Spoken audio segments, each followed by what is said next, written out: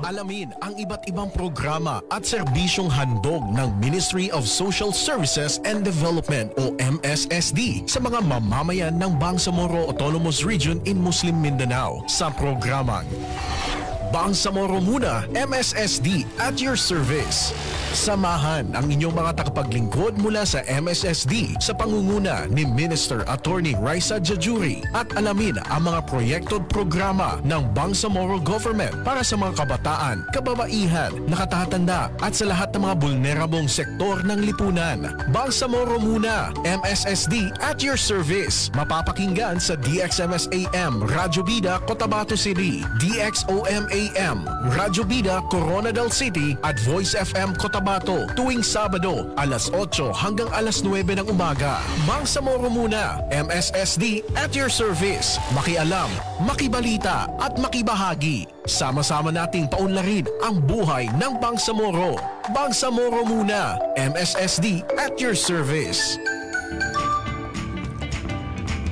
Good morning, good morning, good morning, good morning, good morning. Magandang Sabado ng umaga po sa ating lahat, Kabangsamoro. Ngayon po ay April 4, 2025. Ayan. Ano po ang inyong paboritong programa tuwing Sabado, Bangsamoro Muna, MSSD at your service. Assalamualaikum, ito ang inyong Kabangsamoro, Jeff Mendez at your service. Assalamualaikum rin mga Kabangsamoro at ito rin yung inyong Kabangsamoro, Juday Lukman at your service. Napapakinggan po tayo ng live sa DXMS Radio Bida 882 po sa inyong mga AM radio dials. Ganun din sa DXOL Happy FM 92.7 sa inyong pong mga FM radio dials. Meron din po tayong programa sa DXJC 92.1 Voice FM at sabay din tayo napapakinggan sa Gabay FM 97.7. Alright, so napapanood din tayo sa Facebook pages ng MSSD Regional and Provincial Offices at sa DXMS Radio Bida, DXOL Happy FM at DXJC 92.1 Voice FM. Siyempre, naka-live na din po tayo sa Bangsamoro Media Productions at sa FB page din po ng Bangsamoro Multimedia Network. At narinig nyo rin kami ngayon sa Radyo Suara Tawi-Tawi 99.1 DXSL Sunlight FM at moving forward, asahan ninyong maririnig nyo rin kami sa ibang provinces ng BARM. Yun. At syempre, bukas po yung ating hotline palagi para po naman tanggapin yung mga comments ninyo, yung mga suggestions o kung meron po kayong mga sumbong o meron po kayong mga clarification sa ating mga pinapatakbong programa ng Ministry of Social Services and Development. Ayan. Mag-text lamang po kayo sa 0919-480-4265. Naka-flash na po sa screens ninyo kung kayo po yung naka-FB Live. 0919-480-4265. Yan po yung number natin na pwede nyong i-text 24/7 anytime of the day, Kung meron po kayo napapansing questionable programs o implementation of programs sa inyong mga lugar, pwede nyo pong i-text dyan. 0919-480-4265. I-flash po natin sa screen natin para makita na ating mga viewers ang ating pong contact number. Yan pong ating hotline number 0919-480-4265. Yan po ang inyong ite-text. Pwede po ninyong sabihin lahat na gusto nyong sabihin dyan at proprotektahan po namin yung privacy and confidentiality. Yun. At anytime po mapaparating natin yan sa mga kinaukulang departments ng MSSD yung inyong mga concerns. Alright, at naging posible ang programang ito sa pumumuno ni Attorney Raisa Jajuri, ang aming MSSD Minister at concurrent Deputy Floor Leader ng Bangsamoro Parliament. Oo, yan na. Good morning sa iyo, Minister Attorney Raisa Jajuri. Napapanood nila tayo ngayon. Nagmamonitor yan si MP and the Minister Jajuri. Nagmamonitor palagi yan. Anytime, Kapag ka nagpo-programa tayo, nagmamonitor talaga si MP. Para naman real time na papakinggan niya at nalalaman niya yung mga concerns ng ating mga kababayan.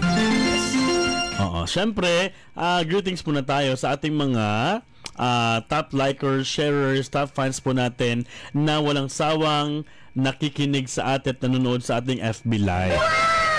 Kaya naman, thank you and good morning sa'yo, Ma'am Bakpi Pangandaman, at siya KM, siya Harap and Daliday. Ganoon din kay Baharudin Mukamad. Magandang morning sa inyo, sa live audience natin. Hello po kay Ma'am Vera Luz Gasita at sa kanyang family dyan po sa ND Village. Good morning sa inyo, maayong buntag sa inyo diha, Ma'am Diding. Ganun din sa iyo pong better half and your children na nanonood ngayon, mga apo na nanonood ngayon dyan, kung may apo na ba. Magandang morning sa iyo and maraming salamat for tuning in sa ating programa this morning. Tuning in din pala sa atin ngayon si Miss Bai Fajar. Ayun, good morning Bai Fajar. Maayong buntag. Mapya mapita. Ayan. Tsaka magandang umaga rin no, sa ating mga para-social workers, mga child development workers, sa lahat ng mga volunteers ng MSSD sa community. Itong mga para-social workers natin, mga CDWs, itong mga volunteers natin, no, sila yung mga kaagapay ng ating mga municipal social welfare officers. And shoutout na rin no, sa ating mga municipal links at lahat-lahat po ng beneficiaries at field workers ng MSSD. Maraming salamat po sa inyong pag-like, pag-love at pag-share sa ating mga teasers sa Facebook. At maraming thank you din sa inyo pong walang sawang pag-serve, no? Pagtatrabaho para sa ating mga kabangsamoro. Yung mga MSSD workers natin, no? Yung mga field workers at ganun din sa mga staff na nasa regional office and sa provincial offices. Ganun sa mga municipal offices. Magandang morning sa inyo. Alam ko nagmo-monitor na sila sa ating lahat ngayon. Kaya ang dami-dami natin mga viewers dahil din yan sa kanila. Paki-share na lang po, paki-like and share itong page na to para naman masali kayo sa ating top sharers, top likers. I-share nyo na po ang page na to sa inyong mga FB wall. At para po naman sa nag-aabang ng ating pong Sabado Panalo, tayo po ay wala pa rin Sabado Panalo this week, no? Hindi pa rin tayo magsasabado Panalo this week dahil pina-finalize pa natin yung ating mga prizes for you. At rest assured na mas malaki daw yung ating papremyo ngayong season na ito. Mas no? Pinalaki, mas pinasaya. Mas pinalaki at mas pinasaya. So sali po kayo dyan. Abang-abang na po tayo kung kailan tayo magsisimula ng ating Sabado Panalo. Pero malapit na po yan. Alright, ano pag-uusapan natin ngayon, Juday? So kasamang Jeff, no, sa ating ikawalong episode ngayong taon ay tatalakayin natin ang Expanded Solo Parents Welfare Act o yung Republic Act 11861. So nandito na rin yung mahahalagang nilalaman sa klaw ng batas na ito tulad ng mga benepisyo ng solo parents at ang kanilang mga karapatan, pati na rin ang kanilang papel na ginagampanan, no, sa ating society. Ayan, kaya naman po sasamahan tayo ng Family and Community Welfare Programs Focal Person ng Ministry of Social Services and Development o MSSD BARM, si Ms. Asnaira Pagayaw Laba, RN, MPA, and also known, no, kilala sa mga taga-MSSD at sa mga nakakakilala sa kanya as Ma'am Not. Ayan, good morning sa iyo, Ma'am Not, and welcome once again sa ating programang Bangsamoro Muna MSSD at your service. Bismillahirrahmanirrahim. Assalamualaikum and good morning, Sir Jeff and Miss Jade. Pati na rin po sa ating mga tagapakinig, no, at nanonood po ngayong umaga. Yun. Pag nakikita mo, Juday, si Ma'am Not tuwing morning, gumaganda yung morning mo, no? Oo, kasi smiling face lagi siya eh. At saka maaliwalas palagi yung kanyang aura. Yes. Para siyang nakatulog ng mahimbing. At masayang-masaya sa buhay, parang walang dinadala. Ganyan dapat yung mga humaharap eh, lalo na pag social worker ka. Kahit may dala-dala tayong mga problema, pagka humaharap tayo sa ating mga kliyente, nakasmile, no? Pleasing at ito yung perfect, personality. Pleasing personality talaga. At ito yung perfect example si Ma'am Not. Okay, brief situationer tayo, Ma'am Not. Ano po ba itong solo parents, no, sa Bangsamoro Region? Okay po. Sa BARM government, we recognize po, no, yung challenges at difficult situation na kinakaharap ng ating mga solo parent. As we all know, hindi po madali, no, yung pagiging isang magulang. Ako, I can attest to that. I am a parent of 2 kids, no. So, at may katuwang ako, no, sa pagpapalaki sa kanila, and how much more, no, yung difficulty na nararanasan ng ating mga solo parents. So that's why sa ating BARM government, recognize po, no, at meron tayong mga programa na inalaan po para sa kanila. At sino-sino po ba yung tinutukoy natin na solo parents, Ma'am Not?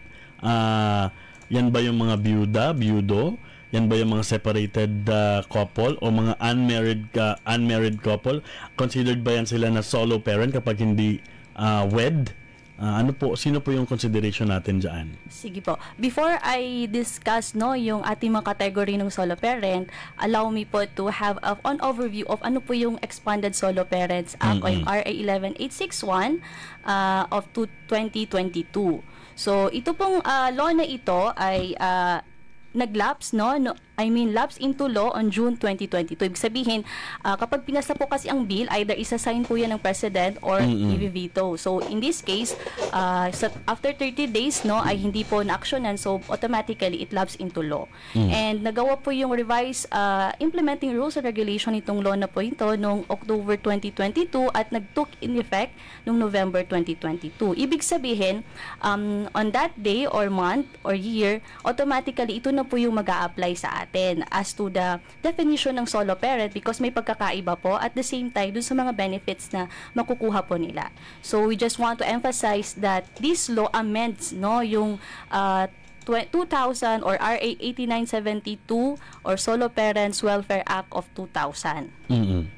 So, pina-expand lang po yung definition ng solo parent at the same time, yung mga benefits or benepisyo na matatanggap po nila.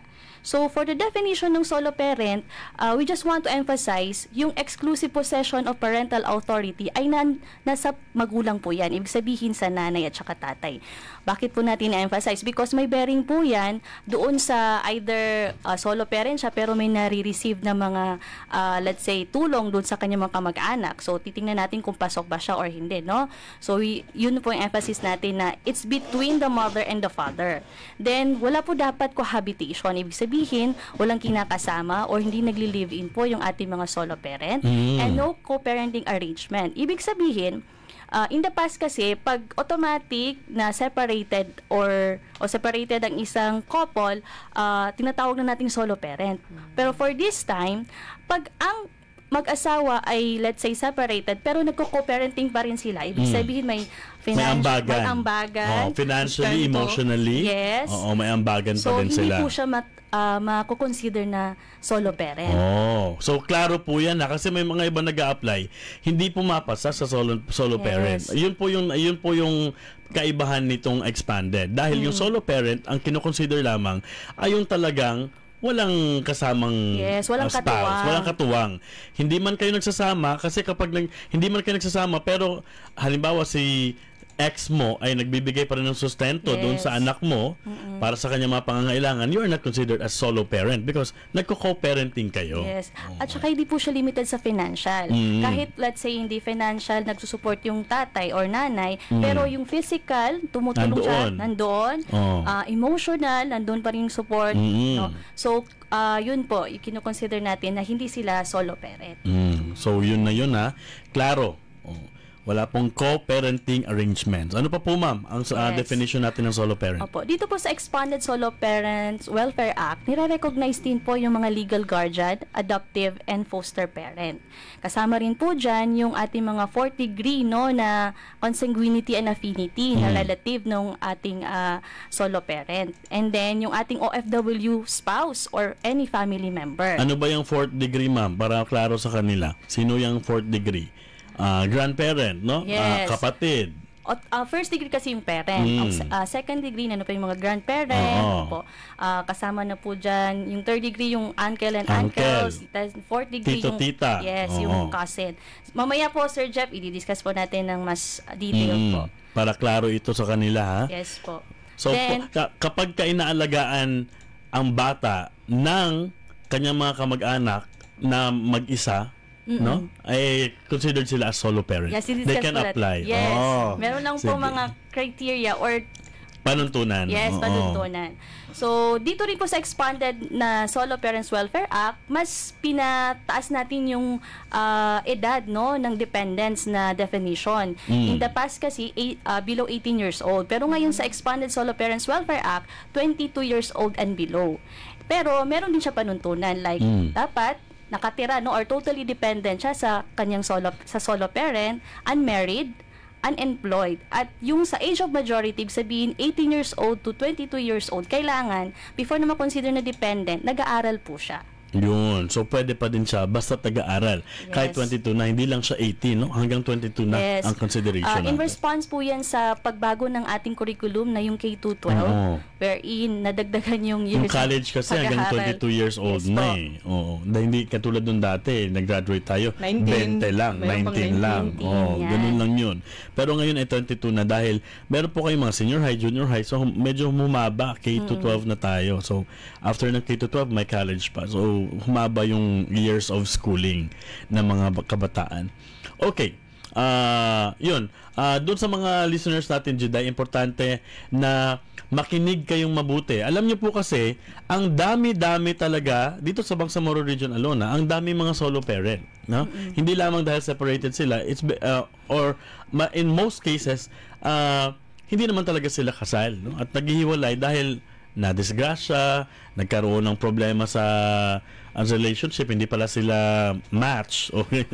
So, nagtatanong ngayon, ano ako, solo parent ako, wala akong sustento. Paano ba ako, wala bang tulong ang gobyerno sa akin?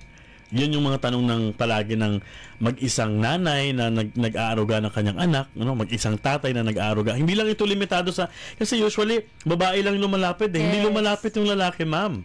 Ngayon po meron. Meron ng mga lalaki. Dati parang I don't know. Oo, importante din po na lumapit kayo because yung gobyerno nga po ay may tulong para sa mga solo parent kapag ka na aprubahan at kapag ka napatunayan na kayo po talaga ay solo parent, wala po kayong katuwang sa pag-aalaga ng mga anak ninyo o pamangkin ninyo o mga apo ninyo na iniwan ng kanilang mga magulang, pwede po kayong maging solo parent din na nag-aaruga doon sa inyong mga pamangkin, apo, anak, no? Pero may mga panuntunan yan. May guidelines na sinusunod at tinitingnan yung ating pong mga social workers para po naman makonsidera kayo as solo parent. At yan po pag-uusapan ni Ma'am Notes ngayon susunod. Ano po yung mga guidelines niyan? Masaya po tayo, no, dahil dito sa Expanded Solo Parents Welfare Act, may specific na provision kung ano yung marireceive or benefits ng ating mga solo parent. Hindi po kasi yun masyadong klaro doon sa RA 8972. So dito po sinasabi na may monthly subsidy, no, yung ating mga among the poorest po na mga solo parents. Meron din po silang 10% na discount and VAT exemption. Meron din pong guidelines nito, no, ibig sabihin hindi po lahat ng solo parents ay makaka-enjoy ng 10% po na discount at VAT exemption. May target lang po, like yung solo parents na may dependent na 6 years old and below. Then, meron ding PhilHealth coverage and prioritization in housing allocation and workforce. So, yun po. So, sino ba yung solo parents natin? Sabi po natin kanina, with this law, na-expand po yung category ng ating mga solo parents. So, una po dyan sa ating listahan ay yung due to rape. Ibig sabihin, na-rape ang isang dalaga, no? At nagbunga po yung panggagahasa sa kanya. So, kahit na asawa yung dalaga po na yon, pwede po siya makonsider na solo parent. Because hindi naman po niya ginusto, no, na ma-rape siya, at the same time magbunga pa yung panggagahasa sa kanya. No? Pangalawang category po natin yung death of spouse, which is common po yan sa atin. Sabi namatay either yung asawang babae or asawang lalaki. Then detention, no? In the past po, yung sa 8972, actually 1 year po. Pero ngayon sa Expanded Solo Parents Welfare Act, 3 months po, kinukonsider na siya as solo parents. And then, yung may mga partner po na may physical and mental disability, no? Ibig sabihin, yung disability po na tinutukoy natin dito, ibig sabihin, hindi nila magawa yung kanilang parental duty, no? Hindi po pasok dito yung, let's say, may sakit ka lang, diagnose ka lang na may hypertension, pero nakakagalaw ka naman, nagagawa mo rin yung responsibility mo as husband or as magulang or wife, so hindi po dun pasok, no? So, dan po papasok yung assessment ng ating mga social worker. Then, isa po na category, yung legally separated or de facto separated.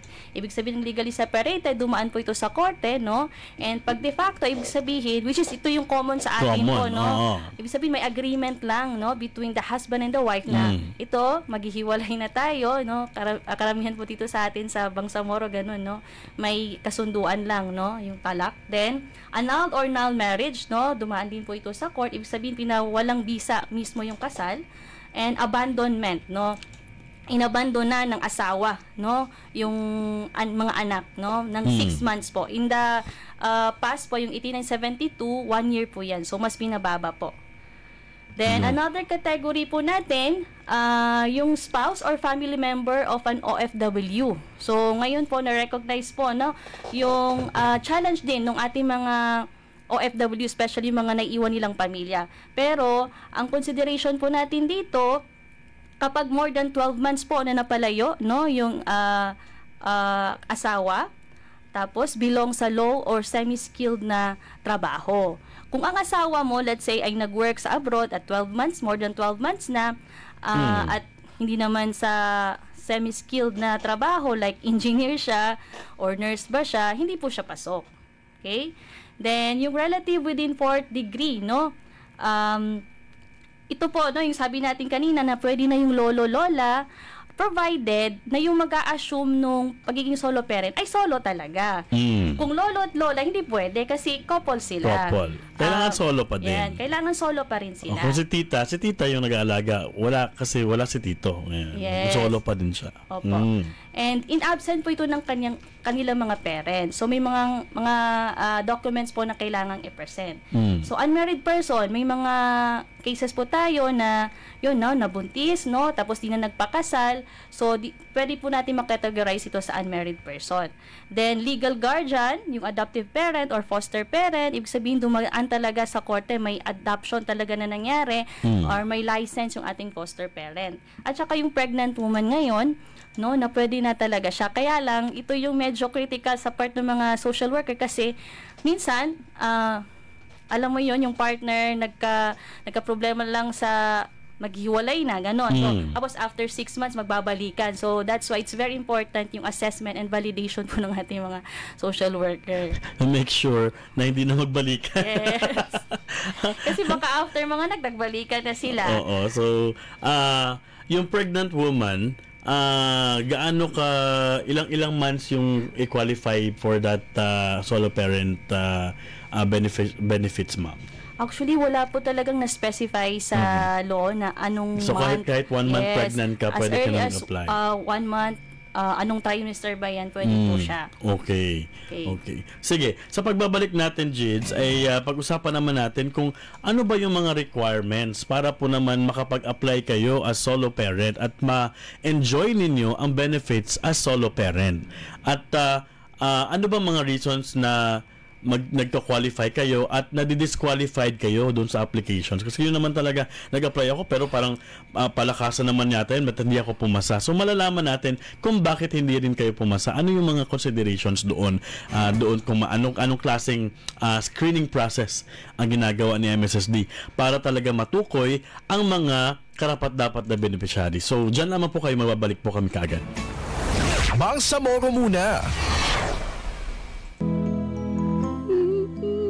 Siya si Farida, 9 na taong gulang, may pasa sa braso, sugat sa paa at kalmot sa mukha. Kailangan niyang kumita, kung hindi ay bugbog ang sasapitin niya. Ama, tama na po. Ayaw ko na po. Maawa na po kayo. Nasasaktan na po ako. May kilala ba kayong bata na sinasapit ang parehong sitwasyon? Kumilos. Magsumbong sa VAUSI Desk Officer sa inyong barangay o di kaya tumawag sa hotline number 0906-178-410. Ang paalalang ito ay hatid sa inyo ng Ministry of Social Services and Development ng Bangsamoro Autonomous Region in Muslim Mindanao. Bata man ay may karapatan din. Ako si Toray, 8 years old. Alam niyo ba na meron tayong mga karapatan bilang mga bata? Karapatan ng bawat batang Pilipino na maisilang at magkaroon ng pangalan at nasyonalidad. Karapatan din natin na magkaroon ng tahanan at pamilyang mag-aaruga sa atin.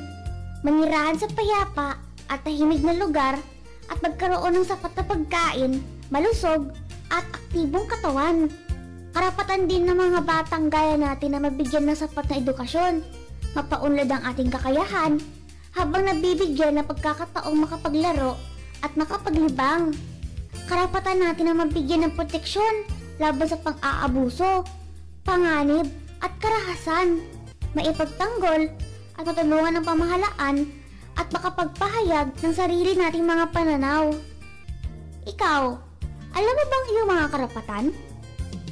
Ang bahaging ito ay hatid sa inyo ng Ministry of Social Services and Development o MSSD BARM at ng himpilang ito. Mahalagang bigyang pansin ang kapakanan ng mga nakatatanda. Huwag nating kalimutan na minsan sila ay naging mahalagang bahagi rin ng ating lipunan. Wala tayo ngayon kung hindi sila nagsikap at naghanda noon. Kaya nararapat lang na sila ay ating mahalin, pansinin at asikasuhin. May iba't ibang programa ang pamahalaan para kay lolo at lola para makatulong sa kanilang makaagapay sa kasalukuyang panahon. Tiyakin natin na napapakinabangan nila ang mga programang ito bilang pagtanaw ng utang na loob at pagpapakita ng malasakit sa kanila. Ang bahaging ito ay hatid sa inyo ng Ministry of Social Services and Development o MSSD BARM at ng himpilang ito. MSSD BARM at your service. Nagbabalik po ang inyong programang Bangsamoro Muna, MSSD at your service. Kasama niyo pa rin po ako, Jeff Mendez. Of course, I'm still here, mga Kabangsamoro, Jidel Lokman at your service. Alright, greetings po muna tayo sa ating mga live audience. Magandang morning. Yan. Well explained daw, Ma'am Not. From Bay Fahar Muhammad. Di ba? Kayo lang.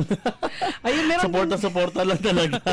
Meron din nagpapa-shoutout kasamang Jeff, no? From MSSD Tubaran, Lanao del Sur, Ma'am Raisa. Ayun, Raisa Ayun. MA. Yan, ganun din kay Norlaila Amiril and Enterino Senatra, Barudin Muhammad and Almera Amir, Assalamualaikum, and Sorhanina Lagyawan. Good morning din kay Faida. Ma'am Faida, nanonood sa atin. Alaikumsalam, Ma'am Faida. Good morning sa iyo. And of course, Sherilak, parang pagkain yan. From Maguindano del Norte for Peace, no? Good morning sa inyo dyan. James Bautista, maayong buntag sa imuha. Good morning sa iyo. Sabi niya, musta po ang medical assistance ng MSSD? Ma-release na po ba January and February 2025? Sagutin natin mamaya pag may time pa tayo, ha? Yes. Sagutin natin yan. Ilagay natin yung mga questions. Sige, medical assistance na for, ano ba to? Yan yung sa BCares program. BCares, okay. Later may announcement tayo about it. Time mamaya. Abangan nyo lang po yan, ha? And Zurhaira Husain, good morning sa iyo. And Noralina Oman, ganon din kay Saima Sanchez. Good morning. Ang dami ninyo, ha. Fatra Ismael, yan, watching from Tawi-Tawi. Uy, good morning sa inyo dyan sa Tawi-Tawi. Paano ba? Hapsubo ni Kaam. Memorize na.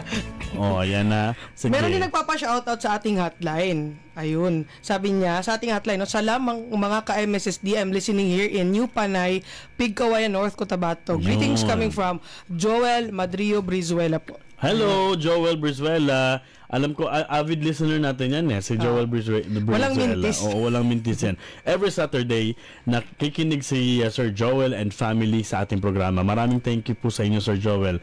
And hopefully po ay ma-meet namin kayo in person to personally thank you for the support. And Ma'am Salik Ali, magandang morning from Poblacion 7, Tucananes. Kumusta po kayong lahat dyan?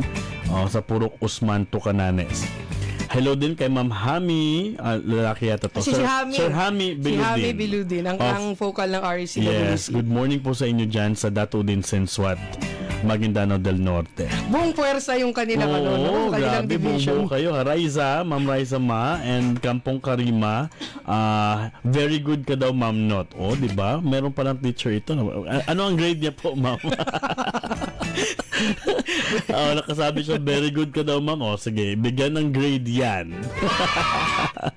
Sige. Sino pa ba itong mga Si Ma'am Karima Kampong, ang MSWO ng Tamparan, Lanao del Sur. Ma'am Kampong, good morning po sa inyo. And Ma'am Nadia, watching from Marawi City. Ayun, si Ma'am Nadia Bubong. Ma'am Nadia Bubong, good morning. From Masyu din, no? Si Ma'am Norlaila Ameril. Ayun, talagang parang lahat ng mga probinsya may nakatutok ngayon. At ito, meron din taga Sultan Kudarat, Maguindano del Norte. Zam said, good morning. Ayun si Zam. Oo, mga si Zam. nakaka-fistmate namin.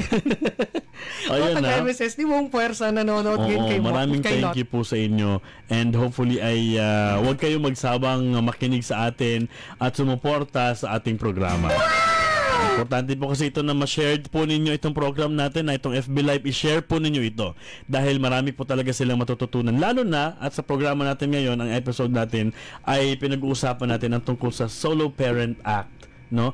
Ang mga benepisyong natatanggap ng mga solo parent mula sa gobyerno ng Bangsamoro Autonomous Region ng Muslim Mindanao sa pamamagitan ng Ministry of Social Services and Development.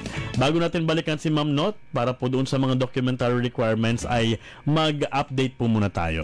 MSSD Updates. Meron pong 30,000 individuals ang mabibigyan po ng birth certificate sa Birth Registration Initiative ng MSSD, UNHCR, Japan government, Japanese government, no? At ang report na yan ay ibibigay sa atin ni Aljabar Musa. Jabar? Bangsamoro muna. Maraming salamat kasamang Jeff at MJ. Assalamualaikum at magandang araw mga kabangsamoro. 30,000 na mga individual sa Bangsamoro Autonomous Region ang target na magkakaroon ng birth certificate sa Birth Registration Initiative na pinangungunahan ng Ministry of Social Services and Development sa pakikipagtulungan sa UNHCR at funding support mula sa Japan government. Ito ang binigyang diin sa birth registration training ng mga Municipal Social Welfare Officers o MSWOs at Social Welfare Officer o SWOs mula sa 14 na municipalities na bahagi sa second phase ng implementasyon na isinagawa sa Davao City mula April 2 hanggang 4 nitong taon. Partikular na abuti ng inisyatibong ito ang mga Sama Badyaw, mga batang hindi rehistrado na naapektuhan ng sapilitang pagpapalikas dahil sa armed conflict at mga decommissioned combatants at kanilang mga pamilya. Pangungunahan ng MSWOs at SWOs ang mga aktibidad sa komunidad kabilang ang paghahanda sa mga target na populasyon at pagpo-profile ng mga ito. Kapag natapos ng profiling, kanilang isusumite ang mga datos sa MSSD Regional Office upang makakuha ng Omnibus Certification mula sa Philippine Statistics Authority o PSA na magpapatunay na ang mga individual ay hindi pa rehistrado. Kapag nakumpirma na walang umiiral na records, sisimula ng proseso ng pagpaparehistro ng kapanganakan. Makikipagtulungan ang mga MSWO sa Local Civil Registrar upang mapadali ang pagre-rehistro. Kapag natapos ng proseso, maglalabas ang LCR ng mga sertipiko ng kapanganakan na susundan ng paglalabas ng SECPA o security paper mula sa PSA makalipas ang 6 na buwan.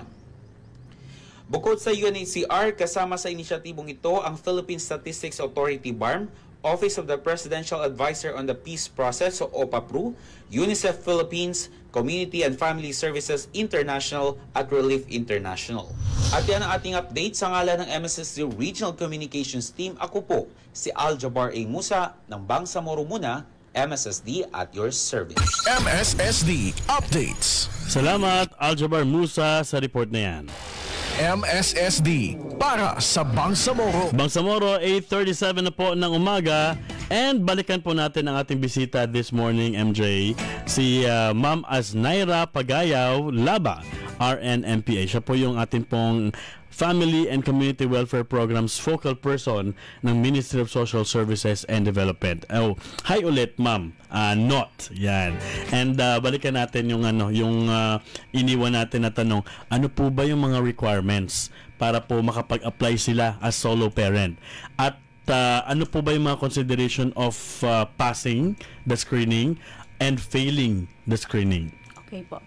Meron po tayong basic requirements as to the issuance po ng solo parent ID, no? Una po dyan yung birth certificate ng mga dependents ng solo parent. Dapat po authenticated yan. Pangalawa, yung sworn affidavit declaring na yung parent po or yung SP natin ay hindi nakikipag-cohabitate at siya yung nagpo-provide po talaga ng sole parental care and support dun sa kanyang mga dependents. At affidavit ng barangay na nag-a-attest na si solo parent ay resident ng kanyang barangay. Actually, ngayon po, Sir Jeff, as of 2024, meron po tayong 31,977 na solo parents. Pero hindi po lahat nito ay may mga solo parent ID. Masaya tayo na nag-expand yung category ng ating solo parents, pero medyo may kahirapan po talaga as to the documents na kailangan nilang i-secure. Dahil nga po, ngayon meron ng monthly subsidy. So, kaya medyo mahigpit po yung ating mga documents as to the issuances ng ating solo parents. So, yun po. Yung pangalawa at pangatlo, yung sworn affidavit na declaring na siya lang talaga yung nagpo-provide ng parental care and support, at saka yung number 3, affidavit ng barangay, yun po yung sinasabi ng ating mga solo parent yearly. Kasi yung ating validity yung ID natin ay yearly po yan. No? As I've mentioned, very fluid po kasi yung status ni solo parent. Hindi natin alam kinabukasan nun, mapakasal na siya. So, nag-asawa na siya. So, kasi yun, na matatanggal yung kanyang solo parent. So, solo parent, kaya nga po solo kasi mag-isa ka lang. Yes. Pero pag nagkaroon ka ng jowa, tapos nagpakasal kayo, you're not solo anymore. At tinanggap niya na rin yung anak mo at siguro in-adapt niya na rin. O hindi ka na talaga solo. So solo po, yung mag-isa ka lang po talaga. No? Isa po yung consideration dyan. Tapos, dun sa mga category po na na-mention natin kanina, may mga specific po na documents na kailangang additional po na requirements. For example, if you belong sa category number 1, yung due to rape, kailangan mag-present ka rin ng complaint affidavit at medical record on the incident of rape. Then, kapag death of spouse, kailangan may ma-present ka rin na marriage certificate and death of certificate ng iyong spouse. Then, for detention of spouse, marriage certificate and then certificate of detention of at least 3 months. Then, sa ibang category naman po, like ang spouse mo ay may physical or mental incapacity, kailangan mag-provide din ng marriage certificate or affidavit of cohabitation para sa mga nagli-live-in, at saka medical records or medical abstract or certificate of confinement of the spouse. So, yun po, sabi natin, may kaukulang requirement or documents po, no? So, hindi lang po basta-basta tayo nag-i-issue ng solo parent ID because ito po, pag nag-issue ang ating LGU, recognize po siya national. Okay? So, yun po, kaya nag-aabay tayo dun sa national policy din. Okay. Mamang tanong lang, hindi ba siya matatanggal as beneficiary nitong ating solo parent benefits kapag may tinatanggap na siyang ibang benefits as solo parent din sa ibang mga program, privately or publicly or government program or private program, kunyari may mga sponsors na NGOs na nagbibigay din ng the same na benefits para sa mga solo parents. So tinitingnan din po ba ng MSSD na kayo ay tumatanggap na ng iba, so hindi na namin kayo consider for the benefits of the solo parent? Ito po, no, although i-discuss ko later, no, itong monthly subsidy na sinasabi natin, it should be the LGU who should provide. Okay. Hindi po ang MSSD. It is the LGU na mandated, no, na mag-provide. In the case of MSSD, sa ating mga programa, may guidelines po tayo, may mga exclusion po tayo na sinasama doon. Like, dito po sa yung mga dakila, i-discuss po natin, no? May exclusion po, like kapag ikaw ay member ng 4Ps, no? Yung ibang program natin na UNLAD, Layag Badyaw, exclusion po yun. Ibig sabihin, pag pasok ka na doon, hindi ka na pwede. Hindi na pwedeng madami kang natatanggap na mga program para give chance to others din. Pero dito po sa RA 11861, dadaan po ng mean tested, pension tested, at subsidy tested yung ating mga solo parent. Ibig sabihin, titingnan ko may means ba talaga yung solo parent? May means of, ibig sabihin po ng means, mga Kabangsamoro, ay meron po ba kayong pinagkakakitaan? Yes. May trabaho po ba kayo? Meron po ba kayong negosyo? May tinatanggap po ba kayong ano tawag dito, renta sa mga pinauupahan ninyong bahay o ganyan. Pension tested po, tinignan ko may pension kayo. So ang tinutukoy po dito ay yung SSS at saka GSIS. Hindi po kasali dyan yung nare-receive natin sa social pension or yung sa senior citizen. Ibig sabihin, pag ikaw ay may dependent, ikaw ay senior citizen at kasama ka dun sa social pension, pwede ka pa rin mabigyan ng monthly subsidy under sa solo parent. Halimbawa, ikaw ay byuda. Tapos byuda ka at yung asawa at ikaw ang tumatanggap ng pensyon ng namatay mong asawa, hindi ka qualified kasi may pensyon ka. Tama po ba 'yon? Kung sa GSIS yung pension GSIS po. or at SSS po. SSS. Kung social pension yung 1,000 lang naman din, no? Yung sa Kalinga ba ganyan. Hindi, pwede pa rin. Kasi yung pera na yun intended for your disability or pagiging elder. Tapos yung sa Dakila or yung sa solo parent, intended yun sa dependents mo. Correct. So makaiba yun. Pero, halimbawa kung ganyan po ang sitwasyon, hindi pa naman siya elderly, hindi pa naman siya senior citizen, pero maaga siyang nabyuda o nabyudo. Tapos yung kanyang asawa ay may pensyon sa SSS. So hindi pa rin siya qualified sa solo parent, no? Klaro po 'yun kasi may tinatanggap po kayong pensyon. Yes. Yun. So hindi porket solo parent ka, solo parent ako, namatay na ang asawa ko, ako lang mag-isang nag-aalaga sa anak ko. Tapos hindi naman sapat yung pensyon na tinatanggap ko. Bakit hindi ako nakakatanggap ng solo parent benefits mula sa gobyerno?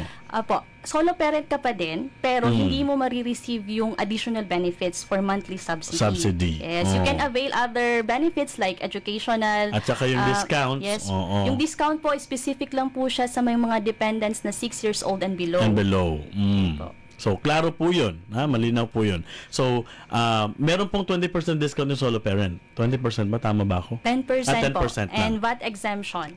Pero, so, meron kang 10% discount tapos VAT exemption. Opo. Pero hindi po ito katulad nung sa mga senior natin na lahat ng product. Specific lang po sa mga needs ng sa bata. Ng 6 years old. Like yung sanitary pads, yung gatas niya, medicine. So, yun lang po yung pasok doon. Yung pwede doon. Yes. May card ba na binibigay din para booklet sa mga... Po. Booklet. Oo. May binibigay po kayong na booklet para po naman makapag-discount kayo.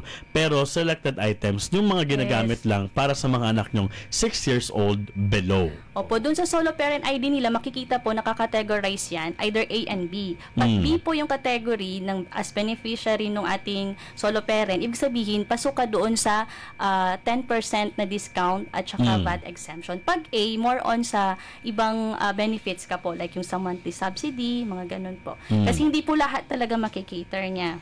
Oo. So, klaro po yun na kasi naman po, anybody can just claim that I am a solo parent. Yes. That's why medyo rigid at saka medyo tight talaga tayo masyado doon sa requirements, no? Importante po kasi talaga na nabibigay doon sa tamang beneficiaryo yung ating pong mga benefits for solo parents. Opo. Actually, sa ibang region po, ang mga LGUs nila ay nagbibigay talaga ng monthly subsidy. We're happy in BARM. Meron po tayo, local government po ng Cotabato City. They're giving 1,000 po, no, sa monthly. Sa solo parent. Opo, solo parent. That's why it's very rigid because equivalent po nito talaga ay subsidy. Oo.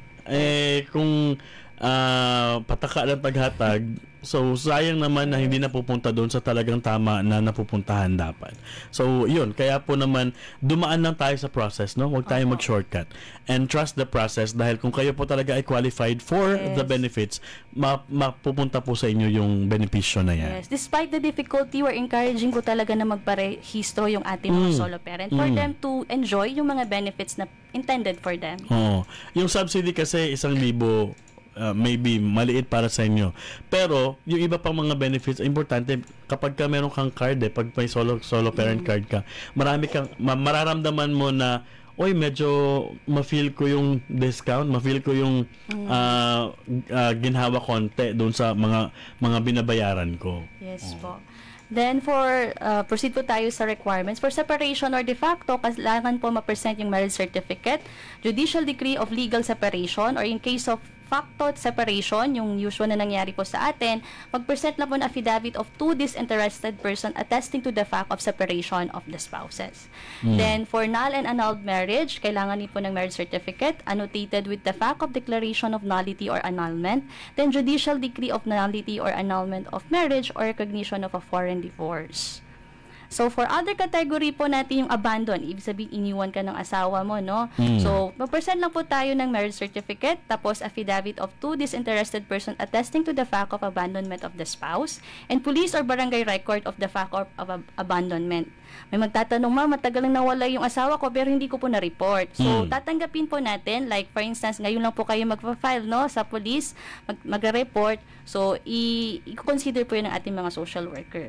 Then, for OFW spouse or family member, kailangan din po, no, yung marriage certificate or birth certificate of pertinent person to prove relationship sa OFW. Pag ang mag-claim ay, or mag-stand as solo parent ay yung asawa ng OFW, marriage certificate po. Pag hindi naman, other documents like yung birth certificate na makikita doon yung relationship.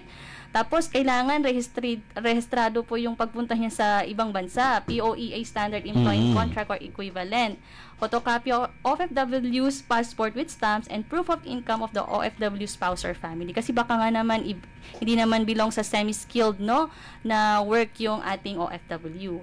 Then, for legal guardian, adoptive or foster parent, kailangan po yung court order for legal guardianship or adoption decree issued by the court or the NAC na po ngayon kasi administrative adoption na po tayo ngayon. And foster care placement authority issued by DSWD or yung sa NAC po natin. Then, for unmarried, since hindi nga po nakasal, no, so ang ipapresent lang po natin additional ay yung SENOMAR. Then, relatives within 4th degree, ipapresent po natin if namatay yung parents ng mga bata, death certificate, no, certificate of incapacity or judicial declaration of absence or presumptive death of parents or legal guardian, police or barangay records evidencing the fact of disappearance or absence of the parents or legal guardian for at least 6 months, and proof of relationship with the relative to the parent or legal guardian. Then, sa pregnant naman, medical certificate and record of her pregnancy. Yun po yung additional na requirement natin.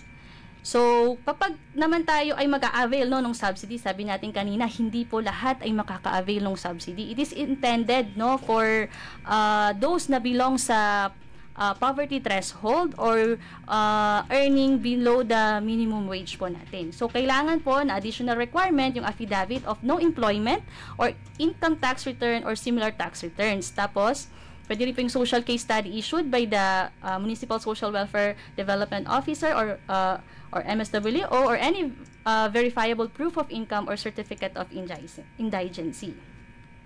So, yun po yung mga requirements natin. Yung mga benefits po na makukuha ng ating mga solo parents, hindi po ito sabing automatic pasok na siya, no? Like may educational benefits pag nag-apply si solo parents, magtatanggap na siya, no? Dadaan pa rin siya sa proseso. At if ever merong available po na mga ganong scholarship ba, like for MBHTE, so mga ganon, kailangan mag-apply pa rin sila, dumaan pa rin sila sa proseso. Meron lang, siguro for example, sa atin, no, sa MSSD, may mga extra points lang tayong binibigay, no, para mas ensure na talagang they are being prioritized. Sige ma'am, Not, quick questions and answer lang natin doon sa mga questions ng ating mga listeners and viewers, ano. Sabi niya, halimbawa kasambahay po ako, kasambahay po ang solo parent,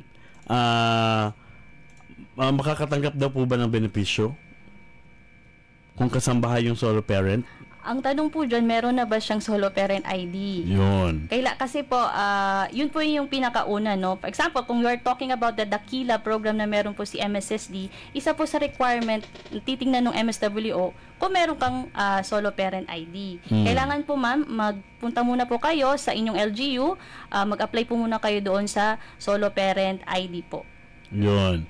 And then from Riza naman, sabi niya, makakonsider po ba kapag nag-asawa siya at ang nag-aalaga daw sa mga iniwang anak niya ay kapatid niya? Nag-asawa ulit itong may anak, tapos iniwan yung kanyang anak doon sa kapatid niya. Pero sino nagsusupport? Kaya may emphasis tayo kung yung parental authority, saan ba siya belong? It belongs to the mother and the father. Kasi nandyan pa naman. Yes. Halimbawa po kayo ay kapatid pero iniwan sa inyo at pinapaalaga sa inyo pero nagbibigay naman ng sustento, no? At nagpapakita rin naman yung parents doon sa anak. Hindi pa rin po kayo mas-consider as guardian or solo parent. Ang isang example, like for example, instance, si mother nag-work Manila lang, no? So, sino ba yung pwedeng mag-apply as solo parent? Si mother ba na nag-work sa Manila or yung let's say, si lola na nag-aalaga sa bata? Since papadala pa rin yung nanay, let's say, nung pang-sustento sa anak, pwedeng siya mag-apply, pero doon na siya mag-a-apply sa Manila. Mag-expect lang yung MSWO natin dito sa Cotabato, let's say, dito residing, na tatawag ang MSWO din nila doon to confirm kung yung bata na dinideclare niya na dependent ay hindi nakuha na nung lola. Kasi pwedeng either of them kasi po, Sir Jeff. Yung nanay na nasa Manila or yung lola. Pero dapat, isa lang ang mag-claim po. Isa lang. Yes, hindi pwedeng dalawa. So, nabavalidate naman yan kung itong certain child na ito ay meron nang nagki-claim na solo parent siya. It's between benefit. the municipal social welfare officer po talaga. Then kung ang magka-claim, let's say, na solo parent yung lola, doon siya mapofall sa 4th degree po na po natin. So usap-usap na lang kayo kung sino mag-apply sa inyo. Pero yung sa case na kasi, andun pa yung nanay, tapos nag-asawa. Tapos ang nagpo-provide din siya, no? So it should be the nanay pa rin. Baka kasi kiniwasan kasi natin, Sir Jeff, mga ganun, i-declare nila na ganun siya kasi para makakuha sila. Subsidy. Pero pagka ang case po ay iniwan talaga sa kanya totally at hindi na nagpakita yung parents, sumama sa kanyang kinakasama at inasawa at umalis na ng lugar at totally inabandon yung anak at wala nang sustento, then you can apply, no? Doon siya mapopol sa 4th degree consanguinity and affinity. Pwede ka po doon, ma'am. Kapag ka po hindi nagbibigay kasi po talagang masugid po yung MSSD sa pag-verify po ng mga bagay na ito. So malalaman po nila pag nagsinungaling kayo. Pag sinabi nyo hindi nagbibigay pero pagka nag-investiga ang social workers sustento pala. Meron ka palang sustento, binibigyan ka pala ng parents din. So dapat ay wala para maka-benefit po kayo. Ito naman from Jong, no? Sabi niya, hindi na po ba valid ang solo parent privilege kung 18 years old na yung mga anak? As I've mentioned po, with the Expanded Solo Parents Welfare Act, 22 years old na po yung ating dependents, provided na hindi sila married, nag-aaral pa rin sila, at hindi sila employed. Yun. So, Sir Jong Austria, until 22 years old na po, basta't nag-aaral po yung inyong anak, at solo parent po talaga kayo at solo kayong nag-aaruga doon sa talagang nagbibigay ng support doon sa anak ninyo, ay qualified pa po kayo until 22 years old yung anak ninyo. Pero dapat ay nag-apply kayo. Kasi ang tinatanong niya kasi categorical, pwede po yun hanggang 22 years old, pero dapat po nag-apply kayo. Mag-apply po kayo para maka-benefit po kayo nito. Alright, mabilis sa pasada na lang po. We have 5 minutes more sa mga natitira nating slides. Opo, yung emphasis ko po, yung monthly subsidy po na ito, it is the LGU are mandated to provide. Exemption lang po tayo doon sa 5th class municipalities at saka yung mga 500 municipalities among the high poverty incidents na pwedeng hindi 1,000, mas minimum doon, no? Like 200 lang bang kaya ng budget nila at pwedeng makuha doon sa GAD po na fund. No? But definitely, itong programa ng MSSD na Dakila, augmentation po ito supposedly doon sa binibigay dapat ng ating mga local government unit. So si Dakila ay from MSSD yan. MSSD po. Yan po ay para sa mga solo parents na indigent. So, meron kayong subsidy. Depende po sa budget ng LGU ninyo, kasi hindi po talaga yan. For 5th class po. Kasi yung 1st and 4th class, kailangan 1,000. Meron talaga sila 1,000. Pero kung yung inyong munisipyo ay 5th class and 6 and 7 and above. Kataas pa.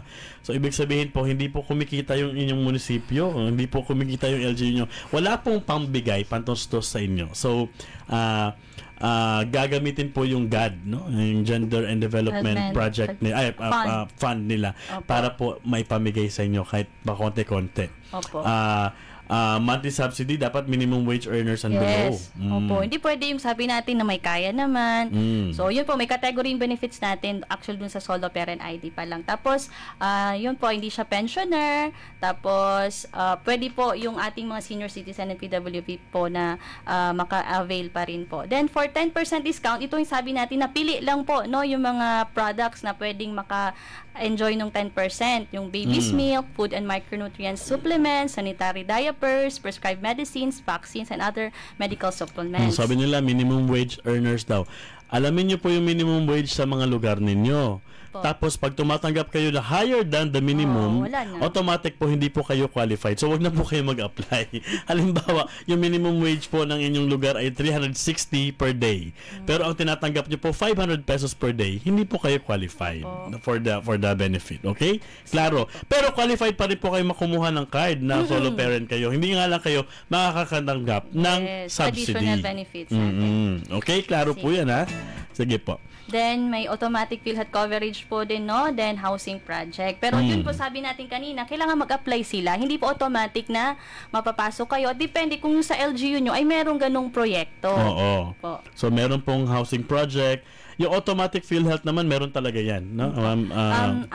Ang nasabi po sa atin at the national office for 2025, ang nasali po sa PhilHealth na coverage ay yung mga non-employed pala. Non-employed. Na solo parent. So wala po kayo, kung wala po kayo employment, kung kayo ay racket-racket lang, walang formal employment ang sinasabi. So kayo ay nagtitinda, sa mga nagtitinda kayo diyan, naglalako, or meron kayong sub lang na trabaho, hindi naman siya permanente. So, unemployed pa din kayo as considered. So, pwede kayo mag-apply for this. Alright? Sige po. Paano po mag-apply, no? So, mag-visit lang po tayo sa inyong LGU through our Municipal Social Welfare Officer. Then, fill up lang po tayo ng application form. Mag-attend po tayo ng solo parent orientation para alam natin ano yung mga privileges, no?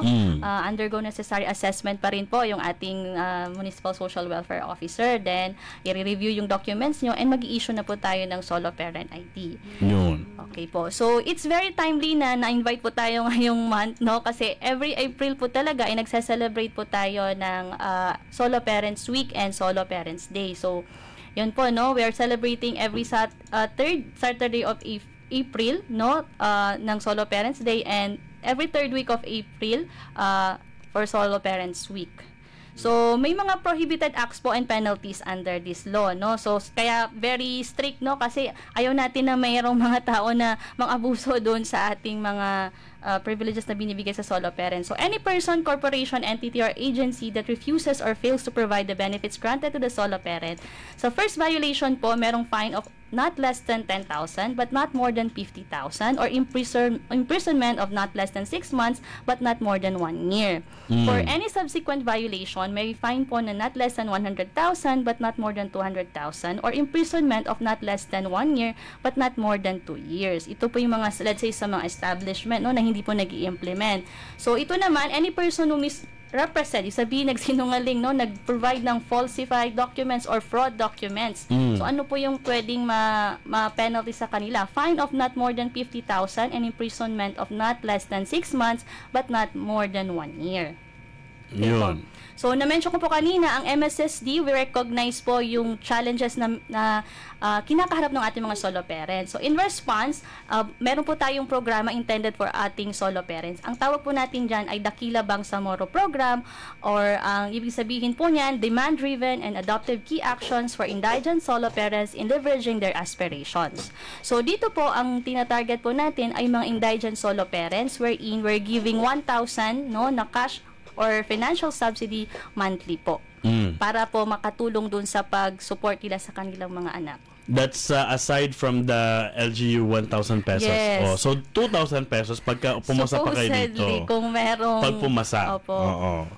Opo, ideally kung meron ng ating LGU. Opo. So, pero mandated po talaga sila dapat. No? Yes. Sila po ay mandated na magbigay sa mga solo parent. Ang tanong lang po dyan, nag-apply po ba kayo? kinonsider po ba kayo solo parent? Na-register po ba kayo solo parent sa LGU ninyo? Kasi kung nagrereklamo kayo tapos hindi naman kayo nag-apply, wala kayong karapatang magreklamo. Yes. Kunin ninyo yung benefit na yan sa LGU dahil meron po talagang pondo dapat sila for that. Sila ay mandated by law na sila po ay dapat na magbigay ng subsidy sa inyo. Ang Bangsamoro Regional Office naman na magbibigay ng dakila. Yes. 1,000 pesos din dagdag doon sa 1,000 na tatanggap nyo sa LGU. Opo. Okay.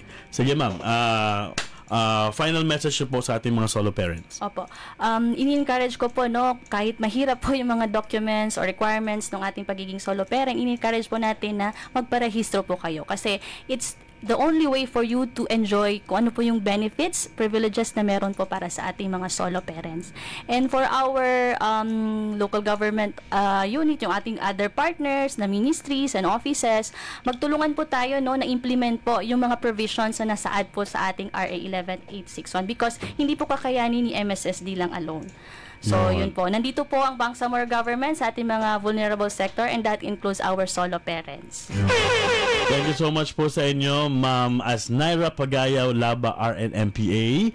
Siya po ang MSSD Family and Community Welfare Programs focal person. Thank you for your time, ma'am, and for explaining to all of us. Sa mga hindi po umabot dun sa first part, pwede po ninyong i-rewind after this program. Pwede po ninyong i-review ulit itong ating programa dyan sa inyong mga FB, no? Naka-post naman po ito sa mga FB pages ng Notre Dame Broadcasting Corporation, sa Ministry of Social Services and Development, Voice FM, at iba pa pong mga platforms, so social media platforms na naroon kami. So, pwede nyo pong i-review yan. At don't worry, dahil doon naman po sa pag-apply ninyo, meron po naman briefing na binibigay for solo parents. So, i-explain din po ito sa inyo ng mga social workers po natin para po mas maintindihan ninyo.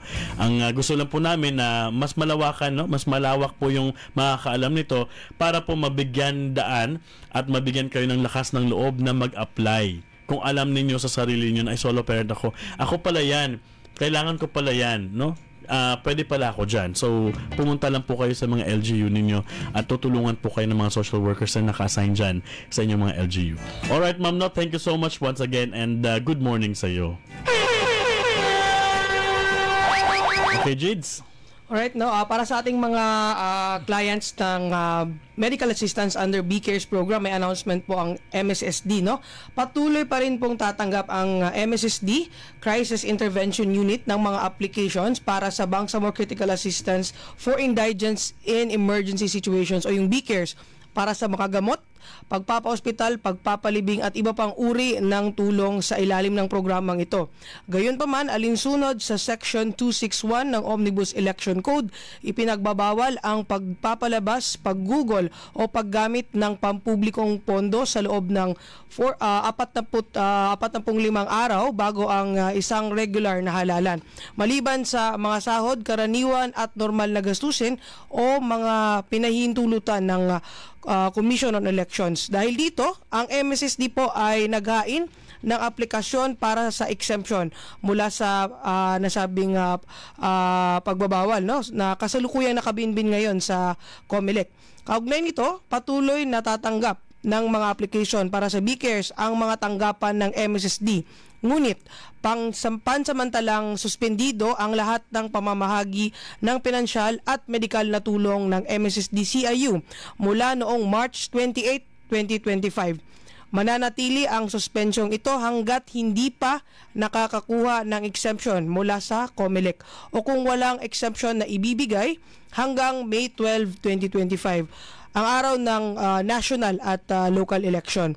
Para sa mga vulnerableng pasyente na kasalukuyang naka-admit sa mga partner hospital at hindi kayang bayaran ang kanilang mga bayarin, pinapayuhan po silang maglabas ng promissory note para sa ospital. Ang dokumentong ito ay kailangang isama sa kanilang aplikasyon para sa BCares at gagamitin bilang batayan ng social worker ng MSSD sa pagsusuri ng kanilang kaso at sa pagbabayad sa ospital kapag pinahintulutan na muli ang disbursement. So para sa karagdagang impormasyon, no, ipa-flash sa screen natin, maaari pong makipag-ugnayan sa MSSD-CIU sa pamamagitan ng numerong 0956-960-0234 o sa email address ng CIU na MSSD sa email ng CIU na ciu.mssd@gmail.com. So again po, no, sa ating mga clients, mga beneficiaries po, please take note on this announcement, no. Paki-contact na lang po, no, ang MSSD CIU dahil kapag approved na po yung pwede na po mag-disburse ulit ay tatawagan naman din po kayo. Alright, so maraming salamat po again sa pangunawa at pakikisa. At patuloy, no, na sinusulong at binibigyang halaga ng MSSD ang mahalagang papel na ginagampanan ng bawat social worker sa paghubog ng isang makatarungan at pantay-pantay na lipunan. So yan, no, nagtapos na po ang isang oras nating programa at sa ating mga karagdagang tanong at dagdag na paglilinaw. This time naman ang ipa-flash po natin ay yung hotline natin. Yung kanina hotline yun ng ng CIU. Ito naman ay hotline ng ating radio program. Pwede rin po kayong mag-chat, no, sa FB Messenger ng MSSD. O kung di kaya ay mag-text dito sa hotline na 0919-480-4265. Alright, so muli ito po si Jiday Lokban. Maraming salamat po sa pagsubaybay. Mabuhay ka, Bangsamoro. Thank you so much po sa MSSD Comms team headed by MJ Alferez, of course, and of course maraming salamat din sa NDBC Network ECN technician, IT specialist natin Carl Daniel, and natin pong technician on board Jeff Lungakit.